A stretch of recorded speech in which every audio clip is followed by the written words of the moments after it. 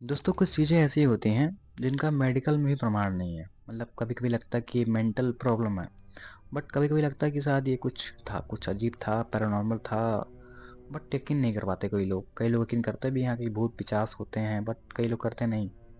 ये हमारी इमेजिनेशन है, ऐसा कुछ नहीं होता। तो आज की कहानी कुछ ऐसे ही होने वाली है, तो कहानी को पूरा एंड तक ज़रूर देखिएगा।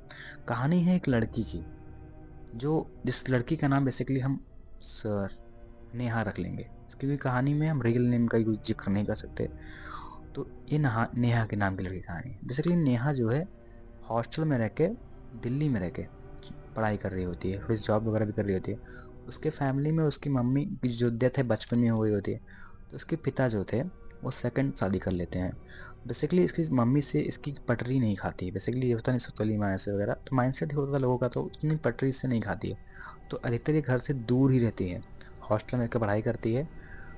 जब तक घर ये सिर्फ इसलिए आती है कि उसकी जो दादी होती हैं वो काफ़ी इससे क्लोज होती हैं, बट कोरोना के स्टार्टिंग में ही उसकी दादी की डेथ हो जाती है, जिसकी वजह से भाई वो जा भी नहीं पाती है, क्योंकि लॉकडाउन लग जाता है तो अपनी दादी को देखने तक नहीं जा पाती है। उससे काफ़ी और परेशान होती है कि बेचारी अपनी दादी को भी नहीं देख पाई है। तो ये इस समय भाई दिल्ली में रहकर खुद ही मैनेज कर रही होती है, पढ़ाई वढ़ाई सब कुछ बंद हो जाता है। तो घर पे उसकी कोई था भी नहीं, उसकी मम्मी थी, पापा उसके आर्मी ऑफिसर थे, तो भाई वो हमेशा वहीं पे रहते थे। उनकी जॉब अलग ही होती थी, कहीं इधर पोस्टिंग है कभी उधर पोस्टिंग है। तो घर पे इसकी सिर्फ वो सौतेली माँ थी।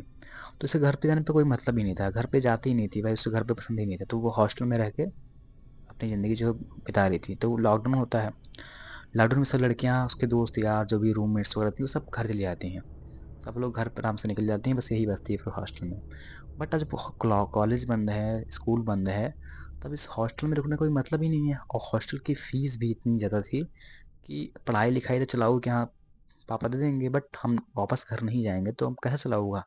सोचते चलो ठीक है, जब तक कि चल रहा है सिस्टम, मैं कोई जॉब वगैरह देख लेती हूँ और कोई इस हॉस्टल को मैं चेंज कर देती हूँ, कोई रूम वूम देख लूँ सस्ता वस्ता जहाँ पे मैं अपना काम चलाऊँ।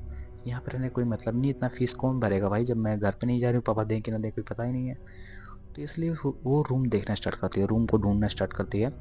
तो काफ़ी सारे रूम वगैरह देखने के बाद जब से काफ़ी ढूंढती है, उसके घर में नहीं आते हैं, तो एक स्लम एरिया होता है ना, जहाँ पे बहुत भीड़ भाड़ देखा नहीं होता है, जहाँ पे बहुत कम सारे घर होते हैं, सन्नाटा ही फैला होता है। उस जगह एक रूम देखने जाती है। तभी एक रूम के अंदर जैसे दरवाजे को नॉक करती है, एक बुढ़िया निकल के आती है बाहर। दरवाजा खोलती है, उस बुढ़िया उस लड़के से पूछती है हाँ क्या बताइए। बोलती है मुझे रूम चाहिए था, क्या आपके घर मिल सकता है। तो मैं ढूंढ रही हूँ तो ऐसा वगैरह। बोलती ठीक है, मेरे पास तो भाई रूम है ही है, ऊपर वाला फ्लोर हम लोग का खाली ही है, अगर तुम रहना चाहो तो रह सकती हो, आइए मैं तुमको दिखा देती हूँ। अंदर जाती है, उस रूम को दिखाते हैं, तो रूम काफ़ी सुंदर और बढ़िया रहता है, मतलब वेल डेकोरेट रहता है, बढ़िया रहता है, फर्नीचर वगैरह सब कुछ लगे होते हैं। जब उनसे रेंट की बात होती है, बोलती आंटी आप इतना आपका बिल मतलब बढ़िया, इतना मेंटेन आपका घर है, तो आप रूम रेंट ज़्यादा लोगी, बट मैं दे नहीं पाऊंगी, तो मैं रूम का ले नहीं सकती। बोलते क्यों, क्या हुआ। बोलते ठीक है, अच्छा तुमको रूम रेंट ज़्यादा लग रहा है, अभी जो भी तुम्हारे पास जो भी हो उतना मुझे दे दो, कुछ क्योंकि तुम मुझे परेशान लग रही हो। और फिर फिलहाल लॉकडाउन चल रहा है, कोरोना चल रहा है, तो कुछ भी मिल जाएगा हम लोग को, चल जाएगा, कोई दिक्कत नहीं है। तुम जितना दे सकती हो उतना देना, और तुम आराम से यहीं पे रहो। वो काफ़ी खुश होती है कि हाँ चलो दादी अच्छी मिल गई हैं, आप कोई दिक्कत नहीं है, आराम से यहाँ पे सेट हो जाऊँगी, अपने बजट में भी आ रहा है ये रूम, तो कोई मुझे दिक्कत भी नहीं होगी। ये खुश होती है काफ़ी।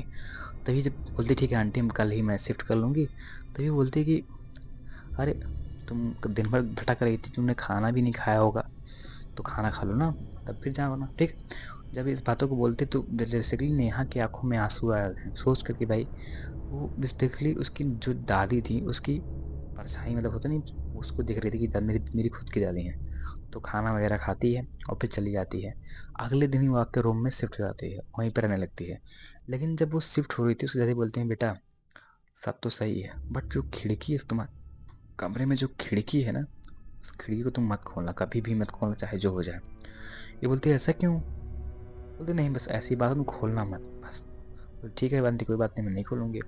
कुछ दिन चला, कुछ दिन भाई काफ़ी घुल मिल जाते हैं, जो इनके हस्बैंड वाइफ थे, बुढ़ी थी वो बूढ़ा था, ये दो लोग ही रहते थे, बट डेली इन लोगों की काफ़ी बॉन्डिंग बन जाती है, मतलब घर परिवार वाला फैमिली काफ़ी केयर करने लगी थी, अपनी फैमिली तरह हो गए थे दोनों लोग। तो धीरे धीरे इन लोग को चल रहा था। उसके बाद धीरे धीरे, लेकिन एक बात हमेशा कॉमन थी, वो थी उस बुढ़िया की हमेशा कहने वाली बात कि उस खिड़की को तुम कभी मत खोलना। ये बातें डेली डेली, मतलब दिन में ऐसे कोई दिन, साथ ही कोई ऐसा दिन बीता हो जब उस बुढ़ी ने ऐसा नहीं कहा हो, उस बुढ़िया ने ऐसा नहीं बोला हो कि खिड़की को तुम मत खोलना। तो इस बातों को थोड़ा उसको अजीब तो लग रहा था कि मना क्यों कर रहे हैं खिड़की खोलने से। तो पूछती भी, आंटी आप उस खिड़की को खोलने से मना क्यों करते हो? तो बोलते उस तरफ जो रहते हैं वहाँ पे थोड़े माओवादी लोग रहते हैं, मतलब जो भ्रष्टाचार करते हैं, जो धरने वरने वगैरह करते हैं, तो कोई भी दिक्कत हो सकती है खिड़की खोलने से, कुछ भी फेंक वगैरह दें या कुछ भी पत्थरबाजी कर दें, इसलिए मना करते हैं। बाकी तो तुम खोलना मत, चाहे जो भी हो जाए। बोले ठीक है, नहीं खोलूंगी। तो एक दिन होता है कि लाइट चली जाती है, अंधेरा रहता है, लोग बाहर कहीं गए रहे होते हैं, तो लाइट्स वगैरह चली जाती है, तो एक लाइक सिर्फ अंदर बैठी होती है। तो गर्मी का समय होता है, तो काफ़ी गर्म लग रही होती है इसको। तो आज भाई इसको लगता है कि खिड़की खोलना चाहिए, थोड़ा हवा वगैरह आ जाए, बंद है पूरा कमरा, भभक रहा है तो कोई मतलब नहीं, तो खिड़की खोलती है बिना बताए उनसे। जैसे वो खिड़की खोलती है, काफ़ी ठंडी ठंडी हवा उधर से आने शुरू होती है।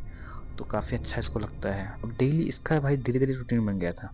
घर वालों से बोलते नहीं कि हाँ खिड़की मैं नहीं खोलूंगी, बट ये खोलने लगी थी। कभी रात के समय जब परेशान होती तो खिड़की खोल के बैठ जाती। तो एक दिन जब ये अचानक से खिड़की खोल के बैठी होती है, तो इसे एक परछाई, एक शाडो टाइप की इसको दिखती है, जो इस परछाई पे खड़ी है। तो डर के थोड़ा सा डर जाती है, और बेसिकली खिड़की को फिर से वापस बंद कर देती है।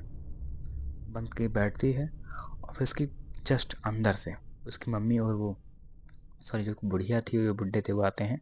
उसके ऊपर बोलते हैं कि हम लोग जा रहे हैं मंदिर, तो हम लोग लेट आएंगे, तो तुमको भी चलना है, तुम भी चलो। बोलते नहीं मैं नहीं जाऊँगी, हमको थोड़ा मतलब मुझे पढ़ना है, मेरा कुछ काम है, तो मैं नहीं जाऊँगी, आप लोग जाइए, मैं खाना बना के रेडी रखूँगी, तो आप खा मतलब खा लीजिएगा आके। बोले ठीक है, लेकिन मैं आऊँगी, तुम खिड़की मत खोलना। फिर यही बात बोलते हैं।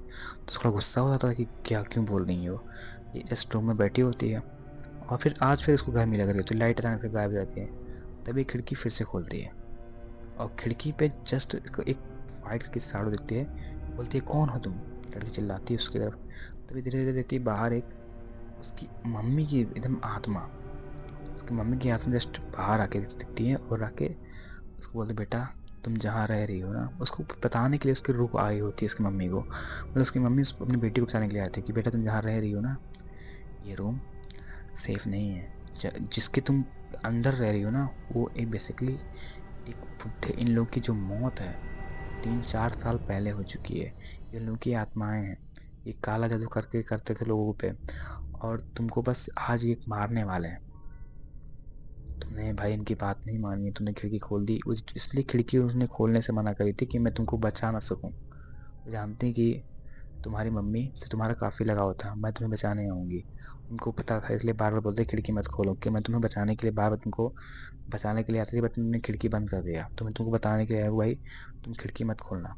तुम लोग को भाई, आज ये जो मंदिर बनाने गए हैं, मंदिर नहीं गए हैं, आज तुम्हारा आज अमावस की रात है, आज तुमको मारने के लिए आ रहे हैं। बोलते तुम झूठ बोल रही हो, तुम ये वो। तो मैं झूठ नहीं बोलूँगी। बस जैसे भाई वो देखते हैं कि जैसे अम्मी अपनी मम्मी से बात ही कर रही होती है, उनकी प्रूफ से बात ही कर रही होती है, दरवाजे पे नॉक होती है। बोलते हैं बेटा तुम किससे बात, बुढ़िया बोलती है तुम किससे बात कर रही हो, दरवाज़ा खोलो। और दरवाजा को लिटरली नॉक करना स्टार्ट, ठोकना स्टार्ट कर देती है बुढ़िया। तुम किससे बात कर रही हो, दरवाजा खोलो। वो बुढ़िया मतलब अचानक से थी नहीं, मंदिर गई थी, बट कहाँ से प्रकट हुई वो, जल्दी खोलो, ऐसे बोल रही है।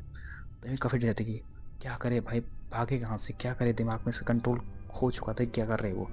तभी अचानक वो बुढ़िया दरवाजा खोलती है, और अंदर जैसे आती है वो बेसिकली पूरी चेंज हो चुकी है, मतलब लिटरली पूरी चेंज। उसने प्यारी वो दिख रही थी कुछ नहीं, पूरी आँखें वाँखें पूरे लटक रहे हैं बाहर, गाल पे कटे फटे हैं, एकदम चुड़ैल टाइप की वो लग रही है, डायन टाइप की लग रही है। ये देख के भाई इसके होश उड़ गए कि क्या हो रहा है ये कुछ कह पाते इसकी मम्मी भी, ऐसे पता नहीं मम्मी इसकी और वो बुढ़िया लड़ रहे हैं रास्ते में, बेटी को बचा रही है, सब बचा रही है। सब देख के भाई वो काफ़ी डर जाती है, और अचानक से एकदम बेहोश हो जाती है। अगली सुबह इसकी आँख खुलती है तो भाई अस्पताल में मिलती है। ये बातें पूरी अपनी डॉक्टर को बता दी कि भाई मेरे साथ ऐसा हुआ, मैं ऐसे यहाँ पे कैसे आई। तो डॉक्टर बोलता तुम अब तुम यहाँ पे ऐसे मतलब तुम अपने रूम से, अपनी हॉस्टल से तुम मुझे मिली हो, जो तुमने ये बनाया है तुम्हारी इमेजिनेशन है। तुमने भाई तुम जो ना डिप्रेस हो गई थी इन चीज़ों को लेकर कि अपनी दादी को देख नहीं पाई, मम्मी भी तुम्हारी चली गई, तुमने एक अपनी दुनिया बना लिया था इस चीज़ों को, तो इसलिए तुमको ऐसा लगा था, बाकी ऐसा कुछ भी नहीं है। तो ये बातें उसको बोलती है, तब भाई इसको लगता है हाँ शायद यही हुआ था। बट आपको क्या लगता है भाई, क्या सच में ये रियल हुआ था या फिर इसका इमेजिनेशन था? क्या पता वो रियल में सच में उस जगह पे गई हो। अगली सुबह भाई इसको विश्वास होता ही नहीं है, तो जिस जगह उसने रूम लिया था, जो सपने में उसने देखा था, वही जगह हो जाती है। जब पता करते हैं लोगों से तो भाई पता चलता है भाई उस जगह कोई, वो घर जो जिस घर की बात कर रही है वो सालों से बंद पड़ा है। उस जगह कोई भी नहीं है, ताला लगा हुआ है।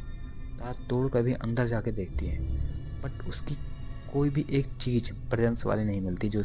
हालांकि उसके दिमाग में पूरा था कि भाई जिस जगह वो गई है, घर, वो कमरा, वो जगह, सब कुछ उसको समझ दिमाग में था कि कौन सी चीज़ें कहाँ रखी हुई हैं। बट क्या लगता है आपको, क्या ये इमेजिनेशन था या सच था? आप मुझे कमेंट करके बताना। और ऐसी वीडियोस अगर देखनी है और तो चैनल को सब्सक्राइब कर देना। मिलते हैं अगली वीडियो में, तब तक के लिए धन्यवाद। जय श्री राम।